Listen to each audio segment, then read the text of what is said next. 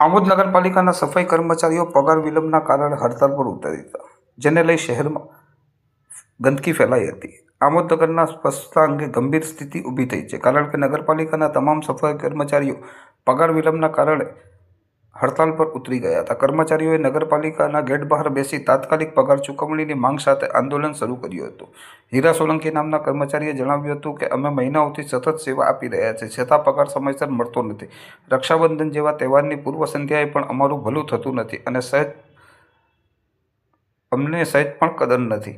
ગઈકાલે કર્મચારીઓએ નગરપાલિકા પ્રમુખ જલ્પાબેન પટેલની કચેરી ખાતે ઘેરાવ કર્યો હતો અને પડતર પગાર અંગે ઉગ્ર રોષ વ્યક્ત કર્યો હતો. છતાં કોઈ ચોક્કસ નિરાકરણ ન આવતા તેઓએ હડતાલનો રસ્તો અપનાવ્યો હતો. હડતાલના પરિણામે આખા શહેરમાં ગંદકીનું સામ્રાજ્ય જોવા મળી રહ્યું છે. મુખ્ય બજાર વિસ્તાર, લારીઓ, દુકાનો અને રેસિડેન્શિયલ વિસ્તારમાં કચરાના ઢગલા જમા થતાં નાગરિકો પણ ભારે હાલાકીનો સામનો કરી રહ્યા છે.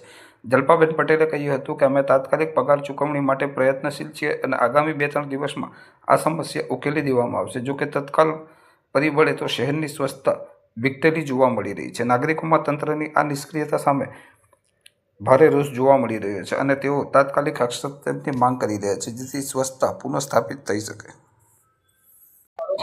હું હીરાભાઈ પ્રેમાભાઈ સોલંકી, અખિલ ભારતીય સફાઈ મજદૂર સંઘ પ્રેસિડેન્ટ, ભરૂચ જિલ્લા, આમોદ. અમે અગાઉ રક્ષાબંધનનો જે તહેવાર આવતો હોય, જન્માષ્ટમી આવતી હોય, તો અમે વારંવાર પ્રમુખ શ્રી સાહેબ અને મુખ્ય અધિકારી સાહેબને પગાર માટે રજૂઆત કરી. આજ દિન સુધી અમને કોઈ પણ જાતનો પ્રતિસાદ મળેલ નથી અને પગારને માંગણી કરે તો કે અમારી પાસે પૈસા નથી, પૈસા આવશે તો અમે બંદોબસ્ત કરીશું. તમારે ના છૂટકે અમારે ગઈકાલે એમને લેખિત જાણ કરીને આજે તારીખ 6/8/2025 અમે પ્રતિક ઉપવાસ પર બેઠેલા છે.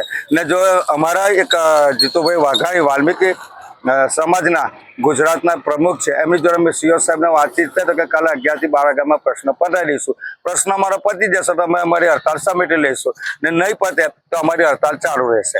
આપના માધ્યમથી હું જણાવું છે કે કદાચ સાહેબને ને પ્રમુખ સાહેબને સદબુદ્ધિ આપે અને અમારા ગરીબ કર્મચારીને આ તહેવાર થાય.